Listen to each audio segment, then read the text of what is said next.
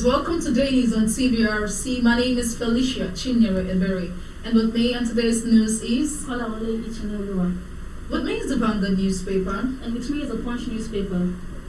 On the front page of the Punch newspaper, voters registration, stranded applicants lament, seek extension, INEC adamant. National Assembly proposes 63 new varsities, orders expert kick. Federal government suspend free 4 million meters distribution. Still on the front page of the Punch newspaper. I'm not related to murderer, Anambra lady, Chimamanda. Police reinforce Okada ban in Castina. How article discovered Peter Obi, Dino Malaye. On the front page of the Punch newspaper. Lansom's ex-VC announces burial plans. Justin, gunmen kill 7 in fresh Plateau attack. Awa was abducted, raped 5 days. Schoolgirl.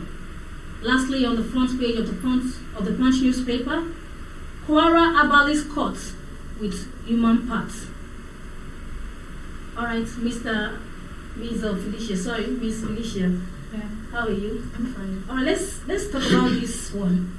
How I was abducted, raped 5 days. What's your take on that?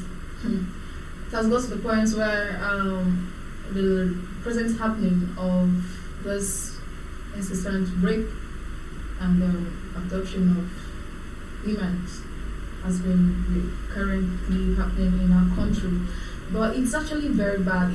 Why would this whole thing continue? It's a child, a student raped, abducted, raped 5 times, right? Sure, 5 times. Just so bad. It shouldn't actually get to that point. If it's, I don't know why they can't really go out there and look for their mates. Try must still be a child. So it's actually a very bad thing, seriously. It's very bad. Alright. So let's talk about insecurity. Delta Monarch demand urgent military action. What can you say about that? Yes, because the security personnel in the country actually needs to be they need more of this ammunition. They need to be equipped, because the reoccurrence of insecurity has gotten to be so heightened that even individuals are even trying to see if they can as well be harmed themselves, so that they have to save their life, which is not constituted, because we cannot say we should go on the street and then give individuals going to really harm themselves in case of all these incidents happening. So they need to be well equipped. So it's part of those things the federal government should look into. All right.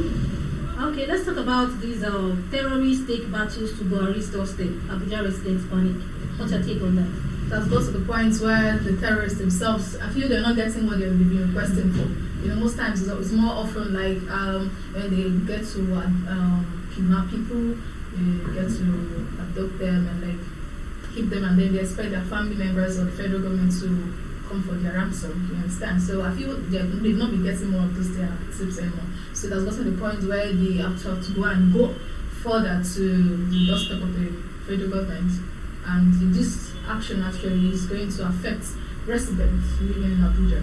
Now, if you look at it very deeply, Abuja itself is a capital city, and more of the states around it has been affected with this terrorists everywhere, and there's need for the federal government to really look into this aspect, because if they eventually invade the whole of Abuja and other states around, because if you know there's a saying that says when you strike the leader, the sheep themselves.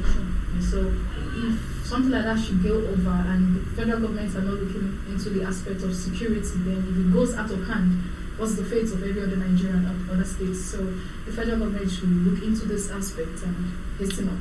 Okay. All right. Let's talk about this. How article discovered Peter Obi, Dino Malaye. What's your take on that? We all know who Dino Malaye is, and I feel just saying based on his own interest, because he's a supporter of Atiku, and for him to be saying things like this, he's just trying to get this favoritism aspect. He wants to be favored. When you like somebody, you want to say things to uphold the person's name or to say good things about the person, so that you can be in favor from the person. So I feel he's just based on his own interest. So So that's so perfect. All right, thank you. Okay, with me is the Vanguard newspaper, and from the front page of the Vanguard newspaper, 2023 presidency, NCEF blasts APC, PDP for fielding Muslim candidates. Strike continues as ASU, NEC fails to suspend action. How Nigeria law student who fled war ravaged Ukraine's stock in Germany as retail store worker. Still on the front page of the Vanguard newspaper, federal government describes death of physically challenged man in Italy, brutal murder. Ex-LASU VC Hussein dies at 75. First grain ship leaves Ukraine under Russia deal. Olanipeku recusal demand. Ogunde quits JRP. Still on the front page of the Vanguard newspaper, Oleski Vadatoski, Ukraine grain tycoon killed by Russia. Ease of doing business, one of Ugain's legacy in Enugu Council. Still on the front page of the Vanguard newspaper, federal government condemns gruesome murder of Alike Ugochukwu in Italy. Dubai-based football academy brings summer camp to Nigeria. And this last one from the Vanguard newspaper, NCC donates 500 million naira for research universities.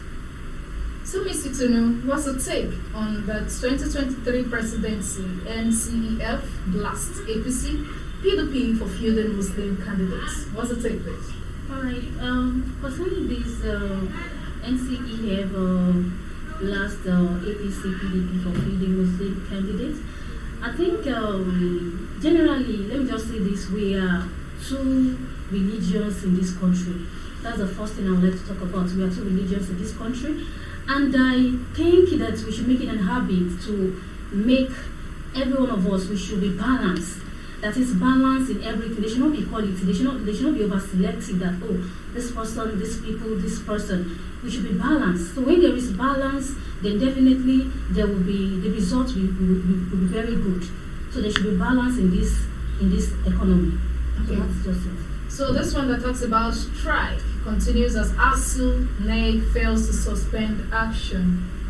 All right, in this aspect, I think concerning this ASU strike that is going on, the governments, they are actually toiling with the life of the students. And I suggest and I think that the strike should be over. Because if the strike is not over, then the problem will not be resolved. Because the problem is actually going to be resolved if the ASU strike resumes permanently. So I think they should resume for the strike. Okay, this last one says NCC donates 500 million for research universities. What's the take? All right, it's a very good thing, donating 5 million, what is it? 500 million. 500 million, yeah, it's very good. It's a very good suggestion and something like that. But I think there's a misplaced priority in this aspect because, donating this is a very good idea. But what I will try to lay emphasis more is about the students. They should resume first.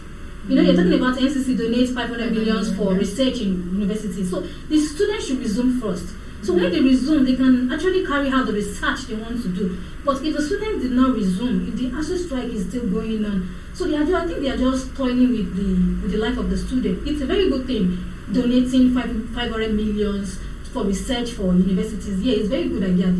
For kudos to them. But the universities, they should resume. The ASU strike should stop. They should stop the strike. So I think exactly, and place the priority on the research they want to go about. So that's just it. Viewers, we now come to the end of today's news. Please join us the same station, TVRC, same time. Bye for now.